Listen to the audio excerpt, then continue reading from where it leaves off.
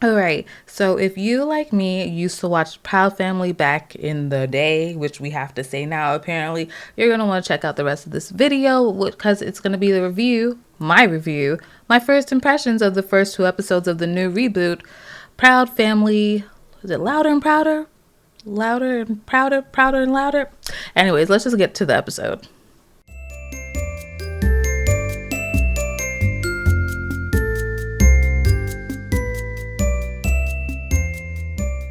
Welcome to Simple Robotics, the podcast. My name is Monique. I am the host of the show, and in this episode, I am going to be reviewing or doing a first impression of the Proud Family, Louder and Prouder. So once again, or maybe I didn't even say it actually in this episode, but Simple Robotics, the podcast, is a show that follows or explores the animation industry one episode at a time. You can find me on all social media platforms at Simplyrobotix, and use the show's hashtag Synopsis to join in on the conversation, and that way I could find your comments and your thoughts and also share it. I don't know if you are like a millennial or like an older Gen Z person or what have you. You should be aware of The Proud Family. It was a show that came out on Disney and ran from 2001 to 2005. And the creator of the show is Bruce Smith. So 20 years later, can you believe 20 whole years later? Like Kyla Pratt, who's the voice of Penny Proud, was 15 when she was doing the voice at the time that it originally came out, and now she's like married with at least 2 kids, right? Wow. So the 20 years later, right, they are doing a reboot essentially of the show. It's coming out literally as the time of this episode is being released, it will be out. And so it's 2020, it's made in America. So far, there's going to be, or at least there is, one season with about 10 episodes. And you can click the link down below if you're watching this video, or go to the episode show notes and you can check out the trailer.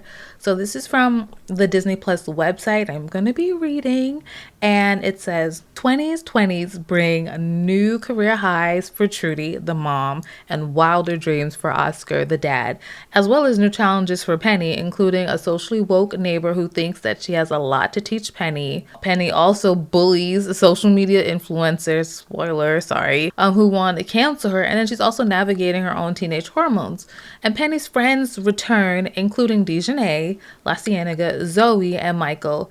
Also, Penny's sugar mama is back as well. And so is the Spanish grandpa, who's not her grandpa, but you know who I'm talking about, Poppy. And she is ready as ever, sugar mama, to dispense tough love or a gentle hand whenever Penny needs it. Among a few new faces are Maya and KG, new kids who not only have to deal with the struggle of being the new kid, but also having 2 dads, which is a first for Smithville. So, just real quick, episode 1 starts off with Penny like waking up and seeing that she is taller and has. So starting with episode 1, Penny wakes up seeing that she is taller and has also hit puberty. Like she is like looking at her body and she's like, wow, something has definitely happened since yesterday. I guess that's how they're kind of picking up where they left off, but they acknowledge that things are a bit different. Things are a bit like upgraded, right? The theme song as well is a bit modernized. I think we all do, the theme song with Solange and, the backup singers. That's disrespectful.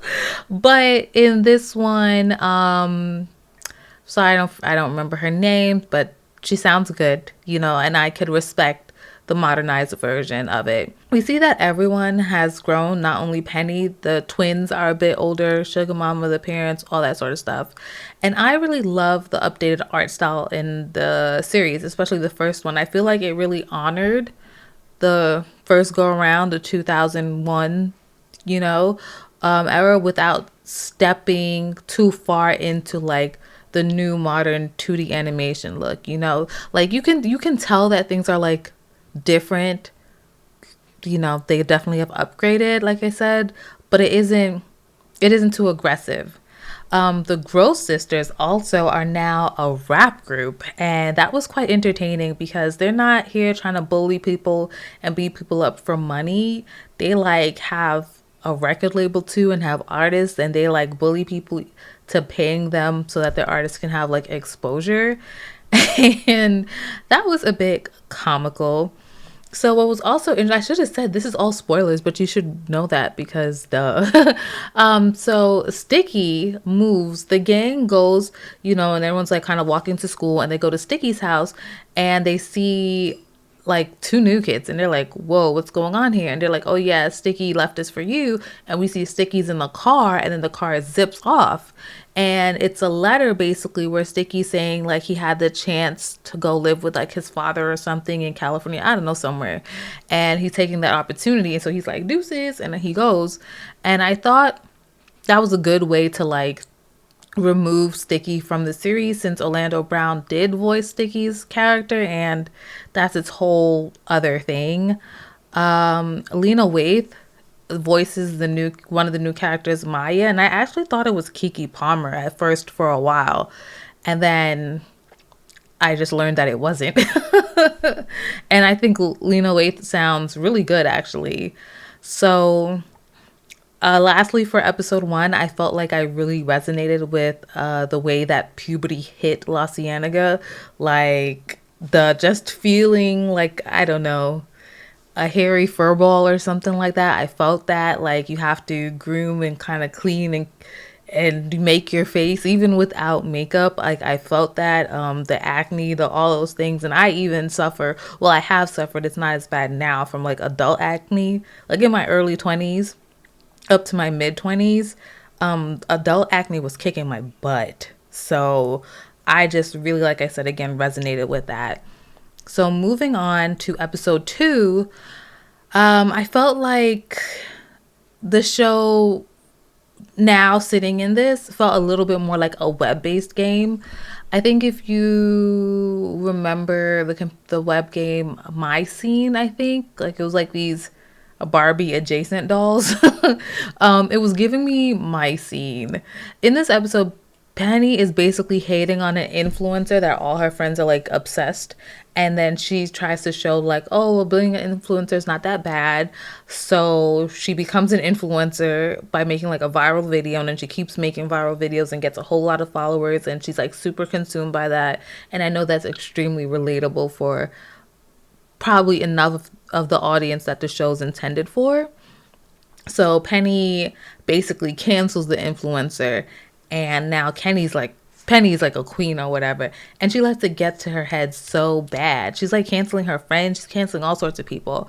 So Penny gets taken down by Maya, who's this neighbor, the super woke neighbor, because the neighbor makes a video basically exposing Penny and saying that how she's a sellout because her dad's in like a back alley doing this deal with Wizard Kelly and for money and all sorts of stuff like that. And, just helping people reach the assumption that Penny is not authentic and legit. So Penny's bubble eventually burst, and that's fine. And I left out a bunch of things in the first episode, but I also still want you to really like it. As for the second episode, I kind of told you everything, but that doesn't mean you won't still enjoy it. So as for the characters, most of the usuals are still there. The visual style, I already said I really like it. I think the shading, the way that they approach is really nice. The colors, yeah, I really think it honors the first round of the Proud Family a lot. And the animation style is still the same in terms of like the physical humor and like the squash and stretch of characters and all that sort of stuff is pretty much the same. I found this article from kget.com where they say that Bruce Smith did what he calls a teen upgrade to the look of the show. And I think that's exactly what you're going to see. You're going to see that it's definitely a bit mature without going full like adult animation. And as for the storytelling, executive producer Ralph Farquhar, I'm so sorry, Ralph, says that now, 20 years later, they don't have to tiptoe around a lot of topics that they used to have to, such as talking about the LGBTQ community and bringing that into the series with the Michael character. And like, you can see that, like, Michael's an awesome character. I love him a lot. So that was the first 2 episodes. That's what they showed us. And my final thoughts is like, I'm going to watch the rest of the series. I am. It may take me a while to watch it, but I will completely watch it. I probably won't come back to talk about it. If I do, it'll just probably be like in passing or something. But I really enjoyed it. I can accept it for what it is. I can accept the fact that it's not really for millennials who have grown up. Like, it's for probably the younger end of Gen Z, maybe, who were kids when, like, real kids when the Proud Family came out. But there's things I can tell that the millennials will enjoy, the younger generations will enjoy, and the more adults can also enjoy and appreciate from the show. So like I said, I'm definitely going to be watching it. I want to thank you for listening. Thank you for supporting. Thank you for not giving up on me. I'm getting back into the swing of things and I'm so freaking excited. As you can see, well, just this one, I started to put up my Funko Pops and working more on my decoration. Soon enough, this picture right here will actually be hung up on the wall, and so will this one here, that fell off. So, little by little, getting things up and really excited. Again, the website, Simplyrobotix.com. Follow me on all social media at Simplyrobotix. The Patreon's where you can watch this video, and I'm starting to do like blog updates, just letting people know things that's to come. Maybe you have some questions that you want to ask an upcoming guest. That's the place where you can go to do it. I have vlogs coming up. Like, the crazy thing is I had kind of batch created some stuff, and then I don't want to release it all together. I need the other stuff to go in between, and getting that other stuff to align has it just, exactly. So thank you for listening. Thank you for supporting, and I'll see you soon.